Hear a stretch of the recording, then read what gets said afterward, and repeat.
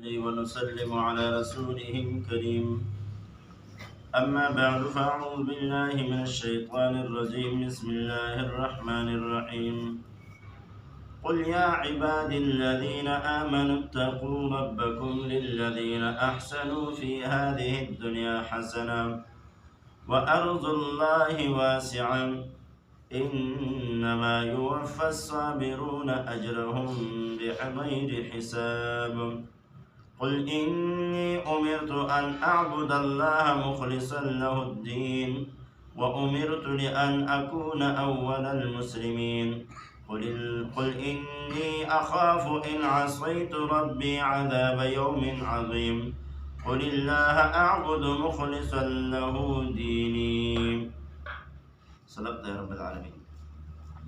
دوستوں بزرگوں، 23واں پارہ ہے، سورت کا نام زمر ہے، آیت نمبر 10 سے کل کے اوپر کی آیات میں مومنوں کی صفات بیان ہو گئے. جو مومن شخص اللہ کی اطاعت کرنے والا، رات کے حصوں میں اور سجدہ کرنے والا، قیام کرنے والا اور امید رکھنے والا اور اللہ کی رحمت کی امید رکھنے والا. آج کے زیر درس آیات میں اللہ رب العزت پیارے محمد صلی اللہ علیہ وسلم کو حکم دیا ہے کہ قل، اے محمد صلی اللہ علیہ وسلم آپ کہہ دیجئے میرے بندوں سے کہ یا عباد الذین آمنو، او میرے بندوں، وہ بندوں جنہوں نے ایمان لایا ہے، میرے ان بندوں سے کہو جنہوں نے ایمان لایا ہے، اتقوا ربکم، ڈرو اپنے رب سے.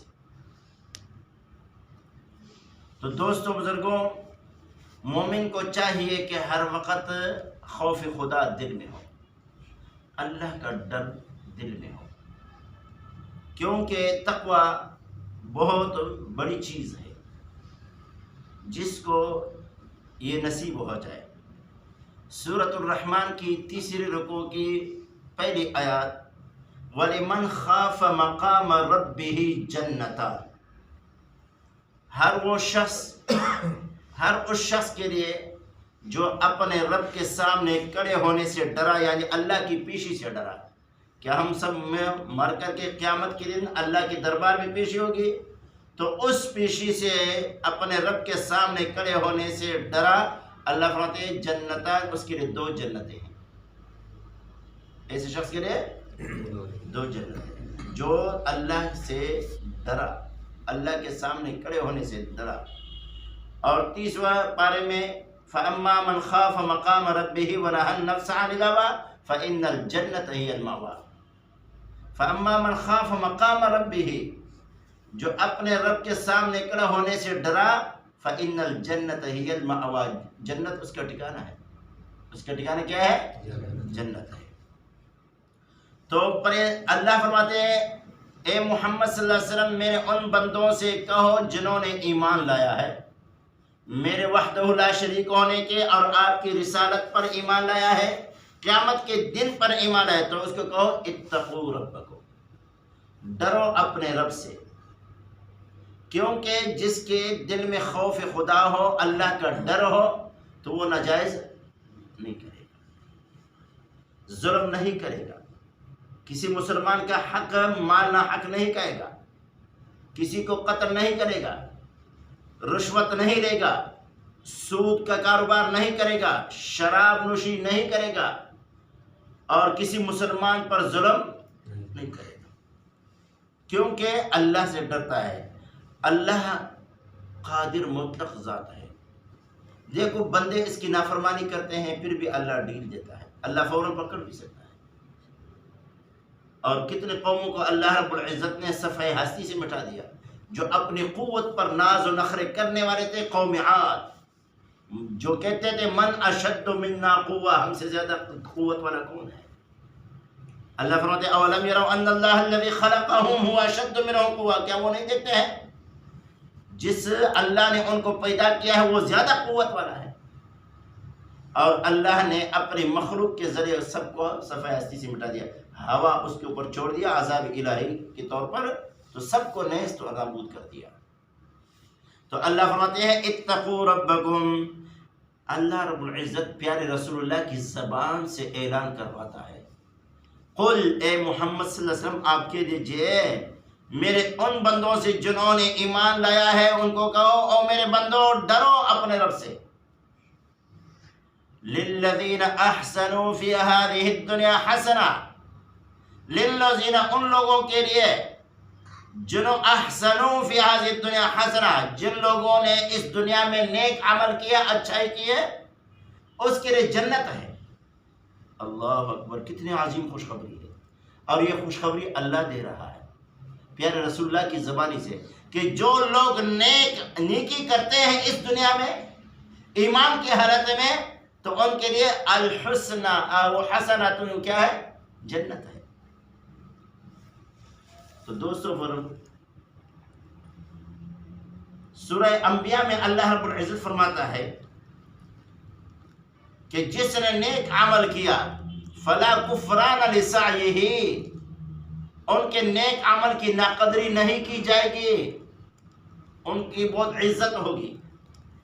تو دوستو بزرگوں، لیکن من عمل صالحا من ذکر او انثى وهو مؤمن، جس نے نیک عمل کیا مرد ہو یا عورت، لیکن اللہ کی دربار میں اس کا اچھا عمل اس وقت قبول ہوگا جبکہ ایمان کی حالت میں ہو، جبکہ ایمان کی حالت میں۔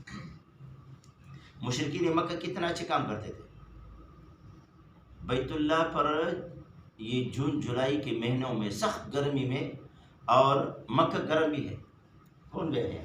ماشاءاللہ گرم ہے نا، گرم علاقہ ہے، اور پھر جون جولائی کے مہینے، کیونکہ سال کے 12 مہینے وہاں طواف ہے، تو جون جولائی کے مہینوں میں دوپہر کے ٹائم میں طواف کرنا، اس وقت تو پھر چھوٹا، ابھی تو کتنا، تو طواف کرنا کتنے گرمی ہوتی ہے، تو ایسے حاجیوں کو جو طواف کرنے والے ہیں ان کو پانی وہ بھی آب زمزم پلانا، کہ وہ تک گئے ہیں ان کو آب زمزم پلاؤ، ثواب ہے نہیں۔ اور پھر آگے جو طواف کرنے والے ہیں، طواف کرنے کے بعد کھجور، ایک تو ہمارے حیدرآباد کی کھجور ہے نہیں، وہ وہاں مکے مدینے کی کھجور، وہ کھجور، اور اس کو چیر کر کے، اتنے بڑے بڑے کھجور ہے، اس کو چیر کر کے اندر سے مکھن سے بھر دیتے تھے، وہ حاجیوں کو کھلاتے تھے، کہتے ہیں یہ ثواب کا کام ہے۔ تو مشرکین مکہ یہ کرتے تھے، تو کیا یہ نیک کام اس کے لیے کام آئے؟ جنت گئے جہنم گئے؟ کیوں؟ ایمان، ایمان نیک عمل ہے۔ اب کسی مسلمان کو پانی گلاس پلانا بہت نیکی کا کام ہے، اچھے کام ہے۔ حدیث پاک کے اندر آتا ہے کہ ایک نے کتے کو، پیاسے کتے کو پانی پلایا، اس کی وجہ سے اللہ نے اس کو معاف کر دیا، کتے کو، اور انسان کی قدر تو بہت زیادہ ہے، لیکن اللہ کے دربار میں نیک عمل اس وقت قابل قبول ہے جبکہ ایمان ہو۔ اللہ ہم سب کو صحیح ایمان نصیب کرے۔ آگے اللہ فرماتے ہیں وَأَرْضُ اللَّهِ وَاسِعَةٌ، اللہ کی زمین کشادہ ہے، وسیع ہے۔ اللہ کی زمین کتنی بڑی ہے، ساری زندگی سفر کرو اللہ کی زمین کو پائمال نہیں کر سکتے۔ دنیا کے اندر کتنے ممالک ہیں، گھومو پھرو، لیکن جہاں جاؤ گے زمین ہی زمین ہے۔ تو وَأَرْضُ اللَّهِ وَاسِعَةٌ، اللہ فرماتے ہیں کہ اللہ کی زمین کیا ہے؟ کشادہ ہے۔ کیا مطلب؟ یعنی ایسے جگہ میں آپ رہائش پذیر ہو کہ وہاں آپ نماز صحیح طریقے سے نہیں پڑھ سکتے ہو، تقوی اختیار نہیں کر سکتے ہو، حلال روزی نہیں کھا سکتے ہو، نہ کما سکتے ہو، ایسی جگہ میں آپ کو دین پر چلنا مشکل ہو، تو وہاں سے ہجرت کرو۔ کیا کرو؟ ہجرت۔ اور ہجرت پہ پیارے محمد صلی اللہ علیہ وسلم نے کیا ہے، صحابہ نے ہجرت کیا، طائف کی طرف کیا، حبشے کی طرف کیا، مدینہ کی طرف کیا، صحابہ کرام نے کیا ہے، صحابہ کی سنت ہے، رسول اللہ نے کیا ہے، اور عظیم گھر بیت اللہ جیسے عظیم گھر کو چھوڑ دیا کیونکہ مشرکوں نے تنگ کیا، تو اللہ کی اجازت سے پھر ہجرت کی رسول کریم صلی اللہ علیہ وسلم نے۔ تو دوستو بزرگوں، ہجرت کرنا یہ معمولی کام نہیں ہے، کیونکہ اللہ کے دین کی خاطر ہجرت کرے کہ میرا ایمان محفوظ ہو جائے اور میں صحیح طریقے سے دین پہ چلاؤں، یہاں میرے لیے چلنا مشکل ہے، میں نہیں چل سکتا، تو وہ اپنے کاروبار کو بھی چھوڑتا ہے، مکانات جائیداد کو بھی چھوڑتا ہے، پراپرٹیوں کو چھوڑتا ہے، اپنی زمینوں کو چھوڑتا ہے، اپنے عزیز و اقربا کو چھوڑتا ہے، رشتہ داروں کو چھوڑتا ہے، دوستوں کو چھوڑتا ہے اور چلا جاتا ہے کہیں اور۔ کس کی وجہ سے؟ دین کی وجہ سے، کہ میرا دین محفوظ ہو جائے۔ تو دوستوں بزرگوں، اور یہ بڑا مشکل کام ہے، اور جب پرائے ملک میں جائے گا، پرائے وطن میں جائے گا، پرائے علاقے میں جائے گا، تو وہاں ان کا نہ کوئی کاروبار ہے، نہ کوئی جائیداد ہے، مکان ہے، کچھ بھی نہیں ہے، تو وہاں مشکلات ہوں گے، پریشانیاں آئیں گی۔ تو انما یوفی الصابرون، تو وہاں پھر کیا کرنا ہے؟ صبر کرنا ہے۔ کیا کرنا ہے؟ صبر کرنا ہے۔ اور دیکھو، ایک آدمی نماز پڑھے اتنا ثواب ہے، قرآن کی تلاوت کرے اتنا ثواب ہے، روزہ رکھے اتنا ثواب ہے، حج کرے اتنا ثواب ہے، عمرہ کرے اتنا ثواب ہے، سمجھے، کلمہ پڑھے اتنا ثواب ہے، اور دین کے بارے میں کوئی صبر کرے، اس کو تکلیف پہنچے، اللہ کیا فرماتے ہیں؟ انما یوفی الصابرون، بے شک پورا دیا جائے گا صبر کرنے والوں کو، اجرہم، ان کا عوض، ان کا اجر، بغیر حساب، کوئی حساب نہیں، کوئی حساب، اتنا اللہ دے گا بغیر حساب، کہ ان کا گنتی، انسانوں کی گنتی میں بھی اللہ اتنا ثواب دے گا کہ انسانوں کی گنتی سے بھی زیادہ۔ اللہ اکبر۔ کس کو؟ صبر کرنے والوں کو، کہ وہ اپنے جائیداد کے چھوڑتا ہے، مکانات چھوڑتا ہے، اور رشتہ داروں کو چھوڑتا ہے، مکان چھوڑتا ہے، اور پرائے ملک جاتا ہے ایمان کو بچانے کے لیے اور اپنے دین پر صحیح طریقے سے چلنے کے لیے۔ تو ایسے آدمی جب اس کے اوپر تکلیف آتی ہے، پریشانی آتی ہے، وہ صبر کرے گا تو اللہ ان کو بغیر حساب کے اجر دیتا ہے، بغیر حساب کے اجر دیتا ہے۔ تو یہ صبر کرنے والا ہے۔ اور اللہ رب العزت نے قرآن میں فرمایا اولئک علیہم صلوات من ربہم ورحمہ، یہ صبر کرنے والے وہ لوگ ہیں کہ ان کے اوپر اللہ کی رحمتیں ہیں، اللہ کی مہربانی ہے، شاباش ہے اللہ کی طرف۔ اور اللہ نے فرمایا وبشر الصابرین، اے محمد صلی اللہ علیہ وسلم آپ خوشخبری دے دو صبر کرنے والوں کو۔ کس چیز کی؟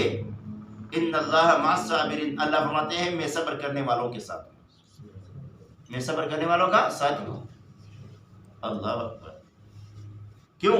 کام مشکل ہے نا، کام مشکل ہے، اور جتنے زیادہ مشکلات ہوگی اور اس پر جب صبر کرے گا کہ اللہ تیری طرف سے ہے، اور اللہ ان کو یہاں اللہ فرماتے ہیں میں ان کو اتنا اجر دوں گا بغیر حساب کے، بغیر گنتی کے۔ اور دوسرے مقام پر اللہ فرماتے ہیں کہ میں صبر کرنے والوں کا ساتھی ہوں، ساتھ۔ اور سورہ بقرہ میں اللہ فرماتے ہیں اولئک علیہم صلوات من ربہم ورحمہ۔ تو دوستو بزرگوں، یہ صفات۔ تو اب آج کے سبق میں کیا بیان ہوا؟ ایک پہلی بات یہ ہے کہ تقوی اختیار کرو۔ کیا اختیار کرے؟ تقوی، پرہیزگاری، تقوی، کہ دین پر اللہ کے احکامات کو بجا لانا ہے، اللہ کے کسی حکم کو چھوڑنا نہیں ہے۔ مثلا نماز اللہ کا حکم ہے، 5 وقت کی نماز کی، یہ نہیں کہ 4 نمازیں پڑھو 1 چھوڑو، یا 3 پڑھو 2 چھوڑو، نہیں، یہ تقوی نہیں۔ سمجھ گیا؟ گناہ کے جہاں گناہ کے محفل ہو، گناہوں کی مجلس ہو، ان سے اپنے آپ کو دور رکھنا، ان سے ہٹ کے چلنا، اپنے آپ کو گناہوں کی جگہوں سے اپنے آپ کو بچانا، کفریات سے، شرکیات سے، بدعات سے، رسم رواج سے اپنے آپ کو بچانا، اللہ کے احکامات کو بجا لانا، پیارے محمد رسول اللہ کے نورانی طریقوں پہ عمل کرنا، یہ تقویٰ ہے۔ یہ اللہ ہم سب کو نصیب کرے۔ دوسرے نمبر پر، اگر ایسے علاقے میں آپ رہتے ہو کہ وہاں اس پر عمل کرنا، دین پر صحیح طریقے سے عمل کرنا آپ کے لیے مشکل ہو لوگوں کی وجہ سے، تو ہجرت کرنا، وہ سارے کو چھوڑنا ہے۔ اور تیسرا یہ ہے کہ پھر جب ہجرت کیا تو آپ کو تکالیف کا سامنے ہوگا، تو ان تکالیف میں، ان پریشانیوں میں پھر صبر کرنا ہے، اور صبر کرنے والے کے اللہ فرماتے ہیں میں صبر کرنے والوں کو بغیر حساب کے اجر دیتا ہوں۔ اللہ رب العزت ہمیں قرآن سنت سمجھ دے اور اس پر عمل کرنے کی توفیق عطا فرمائے۔